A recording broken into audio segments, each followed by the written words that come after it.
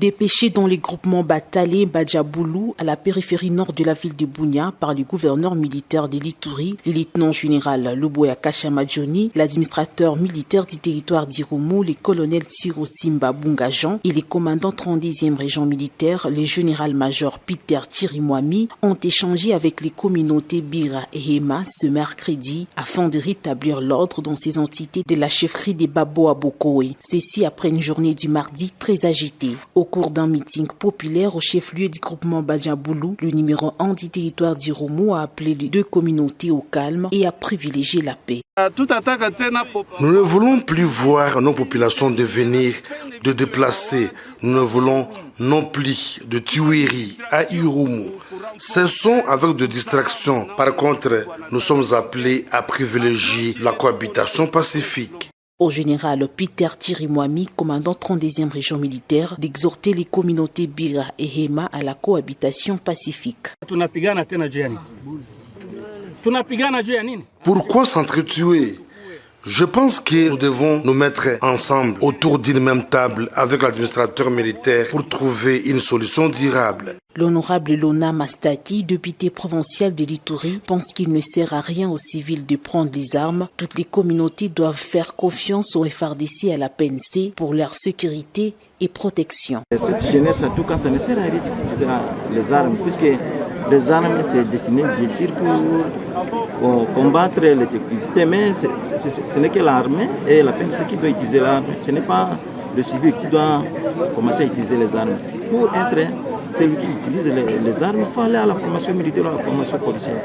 À ce stade où l'administration militaire de l'Ituri a stabilisé la majeure partie de la province, certaines communautés de l'Ituri doivent éviter de recourir à la violence pour régler leurs différends, mais elles doivent plutôt privilégier le dialogue pour une résolution pacifique des conflits. Une recommandation du gouverneur militaire, le lieutenant-général Luboya Kashamadjoni, qui tient à assurer une cohabitation pacifique entre différentes communautés de l'Ituri. Vivre ensemble. Même au niveau international, on a créé une journée pour la paix, pour le vivre ensemble, pour que nous acceptions que nous ne sommes pas les mêmes, nous sommes différents, mais que nous allons vivre, nous devons vivre ensemble. Il ne faudrait pas être dans les locomoko où vous pensez que non, parce que l'autre est ceci, l'autre est cela, et ainsi. Non, non mes chers frères. Nous devons vivre dans la paix. Et pour cela, tout le monde doit être concessif. Donc vous devez faire des concessions, chacun a ce qui le concerne. Il faut savoir pardonner.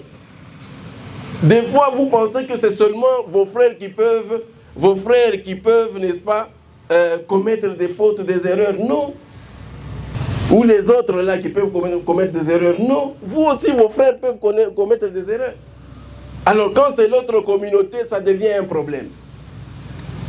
Ça devient un problème.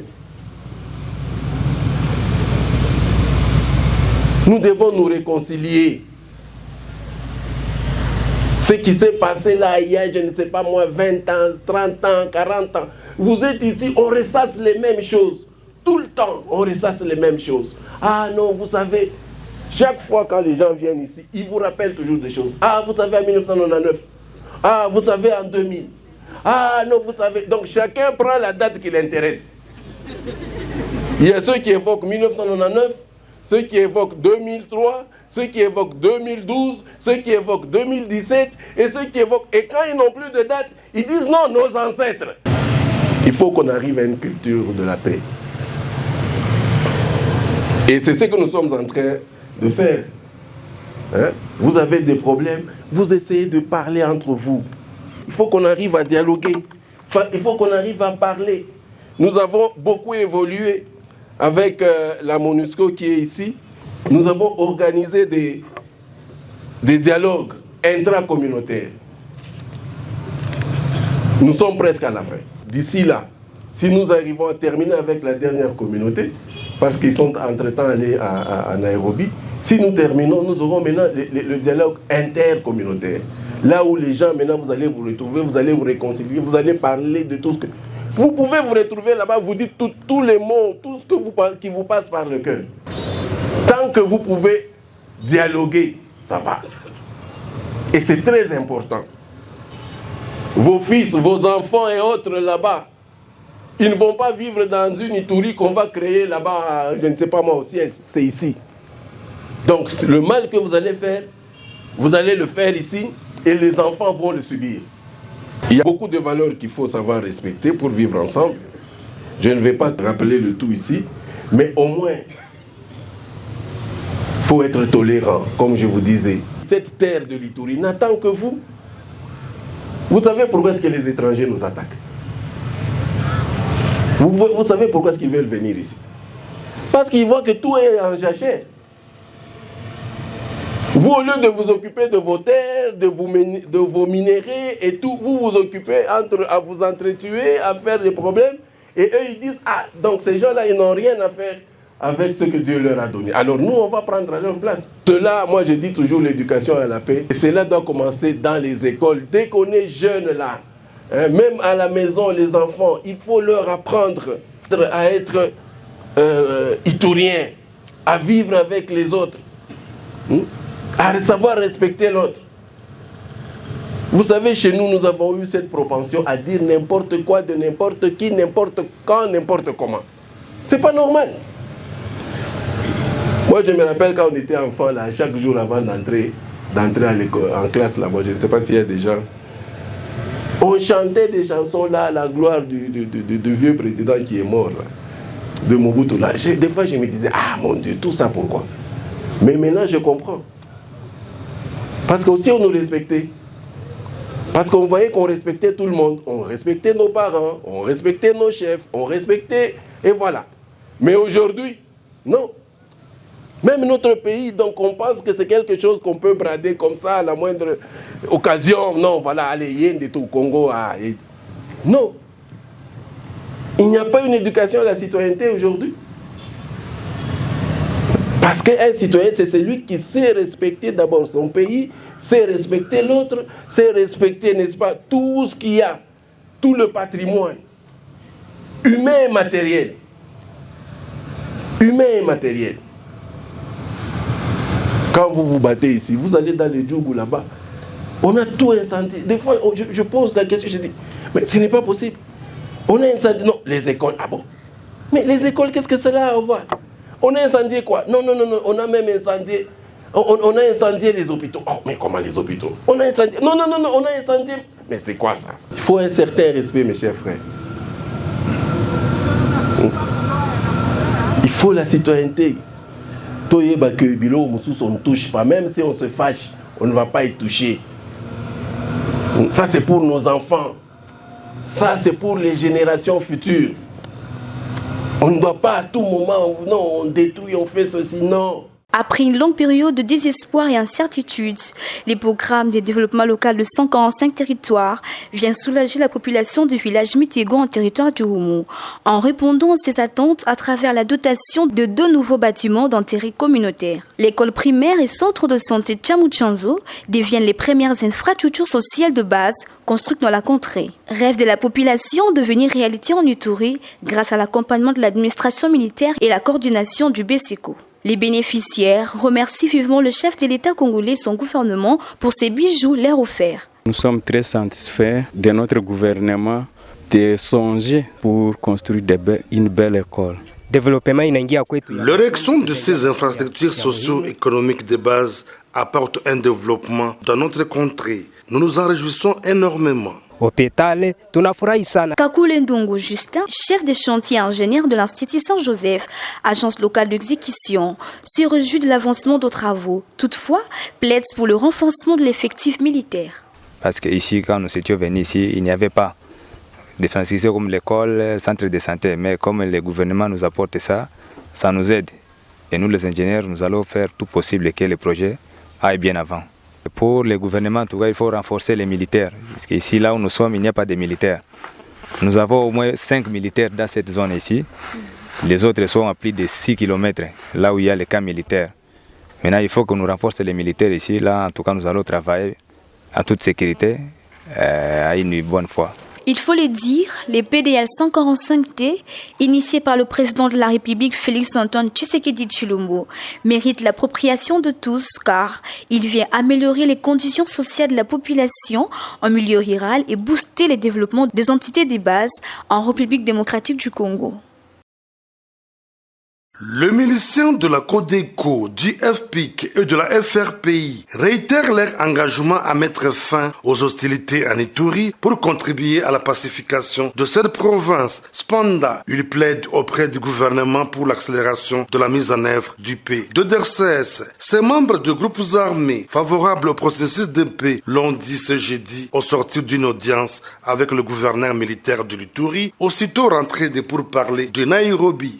La population doit vaquer librement à leurs occupations. Nous sommes engagés pour la paix. La FPIC est déterminée pour la paix et de bien gérer sa responsabilité. C'est le bon moment de construire notre pays.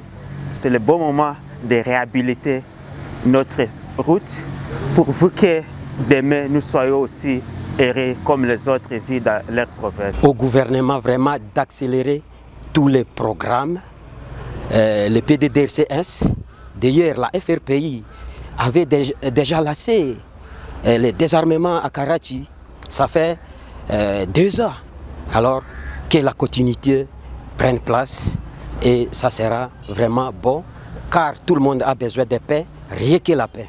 Notons que l'administration militaire de l'Ituri sous la houlette du lieutenant-général Lubuya Nkashama Johnny ne cesse de multiplier de stratégies dans une approche globale pour que les différentes couches sociales s'impliquent activement dans la qualité de l'éducation sur la paix, l'une des solutions durables pour la stabilisation de cette partie du pays où des tensions entre communautés sont parfois à la base de l'insécurité. À Komanda, centre de négoce situé à environ 75 km de la ville de Bunia, les activités économiques, scolaires, ecclésiastiques et même sportives tournent normalement, voire jusque tard dans la nuit. Un retour à la vie normale qui fait suite à la calmie observée dans cette agglomération du territoire d'Irumu après 2 opérations menées par les forces armées, témoignent des habitants. Depuis qu'il ne se produit plus de troubles et que les populations ont commencé à regagner la contrée, il s'observe vraiment une accalmie, même les sons de balles ne retentissent plus. Nous dormons et réveillons dans la tranquillité. Ce dernier jour, nous respirons un climat de paix. Il s'observe quand même la reprise des activités. Cependant, pour préserver cet acquis de l'état de siège, des habitants de cette partie de l'Ituri demandent aux autorités de poursuivre les opérations de traque de ZADF dans la région avant d'appeler les jeunes à se désolidariser de tout mouvement insurrectionnel. Nous appelons les jeunes qui sont dans la brousse et continuent avec des exactions de revenir en ville, si possible d'adhérer dans l'armée. Disons-le, l'amélioration de la situation sécuritaire dans la région de Komanda depuis plusieurs mois a permis aux nombreux ménages de regagner leurs habitations et de vaquer normalement à leurs occupations. Résultat du ferme engagement du lieutenant-général Lubuya Nkashama Johnny, gouverneur militaire et commandant des opérations militaires en Ituri, qui tient à mettre fin aux conflits armés sur l'ensemble de la province.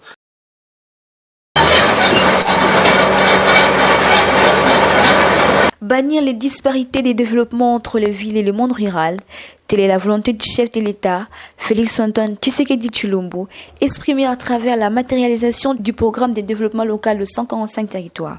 Depuis le début de l'exécution des travaux de ce grand projet du gouvernement national, en Ituri en général, et en particulier dans le territoire du Rumu, les réactions de satisfaction ne cessent de jaillir au sein de communautés. C'est le cas de la population de Bogoro, village situé à 25 km de la ville de Bunia, qui est double bénéficiaire de la construction d'un établissement scolaire et d'une structure sanitaire. Les populations de cette contrée apprécient positivement cet élan de développement entrepris par le gouvernement congolais.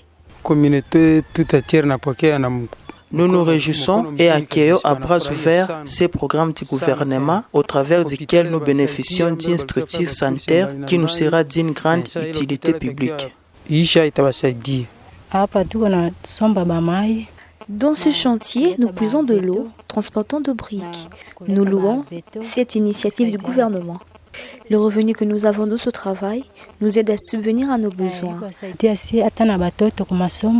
Glory Kitoulou, ingénieur et chef de chantier au sein de ces sites, estime que cette avancée infrastructurelle résulte du climat de paix observé dans la zone depuis quelques mois.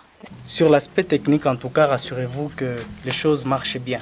Depuis que nous avons commencé à faire les projets, on n'a pas encore connu une incidence, par exemple, de sécurité qui peut toutefois empêcher à ce qu'on avance avec les travaux.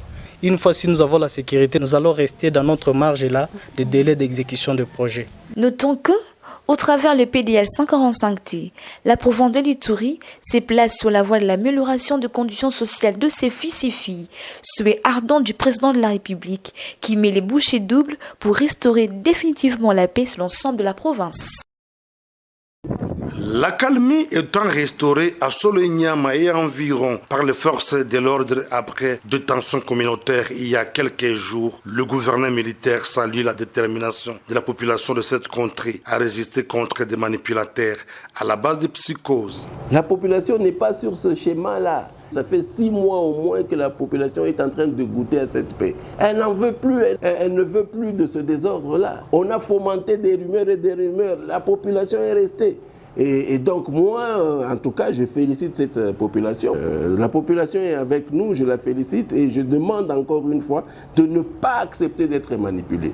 De ne pas accepter ces rumeurs-là qui tombent comme ça pour faire peur, créer la psychose. Dans une interview ce vendredi, le lieutenant général Luboyanka Chamadjouni met en garde le fauteur de troubles. On ne s'amuse pas, il y a des gens qui veulent toujours se faire passer pour je ne sais quoi. Là, voilà, on est victime, on a fait ceci. Mais vous osez amener l'insécurité ici, nous allons répondre. Et nous allons répondre avec la plus grande vigueur. Et là, je ne ris pas. Ils doivent savoir qu'à la moindre incartade, mais nous allons utiliser la force. C'est comme ça. Depuis lundi, le commandant de la 32e région militaire et l'administrateur militaire du territoire d'Irumu ont été dépêchés à Solé-Niama et les villages environnants à la sortie nord de la ville de Bunia pour des meetings populaires et des échanges afin de conscientiser les communautés sur la cohabitation et la résolution pacifique de tout différents. Les forces de sécurité et de défense ont été renforcées sur terrain pour imposer l'ordre, rassure le commandant des opérations militaires en Ituri, le lieutenant général Luboyanka Chamadjouni. Après avoir imposé la sécurité sur l'ensemble de la chefferie de Baboua Bokoé, place à présent au retour de la population dans leurs habitations. Le chef des villages et des groupements de cette entité coutumière ont été sensibilisés ce samedi par l'administrateur du territoire d'Irumu à l'unité et à la cohabitation pacifique de toutes les communautés ethniques de la région. C'était au cours d'une réunion du comité de sécurité élargi. Un message qui a trouvé un écho favorable, précise le chef de la chefferie de Baboua Bokoé, Zora Bolemi. Je suis ému de joie car nous avons reçu un grand message venant de l'administrateur militaire. Celui-ci nous a exhortés à la paix et à la cohabitation. Je demande à la population de regagner ses habitations car la sécurité est déjà garantie. Et à tous ceux qui détiennent encore les armes, je les exhorte de suivre les programmes des PDDRCS afin de remettre les armes acquis des droits et d'adhérer à la vie civile pour l'émergence et le développement de la chefferie de Baboua Bokoé. Depuis le déclenchement des tensions communautaires à Solé-Niama, le gouverneur militaire de l'Ituri, le lieutenant général Luboyanka Chamadjouni, met les bouchées doubles pour recréer la confiance entre les communautés Bira et Ema à travers plusieurs rencontres de sensibilisation à la culture de la paix. Les empreintes de l'état des sièges sont de plus en plus palpables en province de l'Ituri. La calmie observée depuis plusieurs mois laisse place aux actions de développement en territoire du Roumo. L'accès aux services sanitaires améliorés seront désormais les quotidiens de population de Niakiru, village située dans la chefferie des Bahema Sud en territoire du Roumo.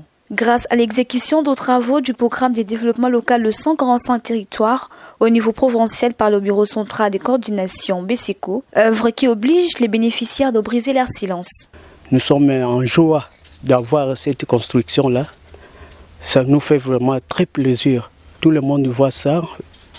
ils sont vraiment très contents. Cette nouvelle approche de changement initiée par l'exécutif congolais vient lutter contre deux maux majeurs qui gangrènent la jeunesse iturienne, la pauvreté et le chômage, en offrant plusieurs opportunités d'emploi, indique ce jeune homme, fournisseur de matériaux de construction au sein de ces chantiers.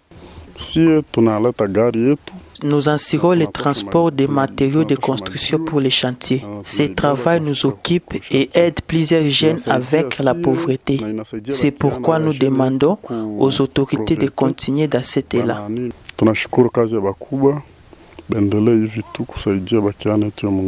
Signalons que le travaux s'ajoute à l'asphaltage de la voirie urbaine de Bunia, la modernisation de l'aéroport et la réhabilitation de réseaux routiers d'intérêt national et provincial sous la houlette du lieutenant général Luboya Kashama Johnny. Un bâtiment de 4 salles, plus un local annexe, faisant office de la direction, construit anarchiquement et se trouvant dans un état de délabrement avancé, plaçant ainsi la vie des apprenants dans un péril permanent. Tel constitue le cadre conditions précaires dans lesquelles les cours ont longtemps été dispensés à l'école primaire d'Ouabo, au village Mriti en territoire d'Irumu. Grâce au programme de développement local de 145 territoires, cet établissement scolaire sera doté dans de tout prochains jours de nouveaux bâtiments qui, aussitôt achevés, sera équipé de mobilier. Un shift infrastructurel qui vient redorer les blasons longtemps ternis dans le secteur de l'enseignement en province de l'Ituri. Les bénéficiaires satisfaits expriment la reconnaissance tant aux autorités nationales que provinciales pour l'implication de la mise en œuvre de ces projets. Nous avons accueilli ça avec beaucoup de satisfaction et avec beaucoup de joie. Que le Seigneur garde ceux qui ont projeté ces projets. Nous étions très contents, tous les enseignants. Même les enseignantes étaient très contentes, puisqu'en tout cas, après tant de souffrances de la maison, on a vu qu'il y a la construction que le gouvernement nous a amenée ici. En tout cas, c'est une chose à féliciter. Nous disons merci parce que les gens construisent des maisons ici. Nous sommes des bonnes écoles. Maintenant, nous allons étudier bien. Je dis merci à cause qu'on a construit pour nous l'école et puis d'Ouabo. Je suis content à ce qu'on a déjà construit. Signalons que le PDL 145T est une nouvelle approche de développement centrée sur le monde rural et qui permettra de renouveler les systèmes éducatifs congolais.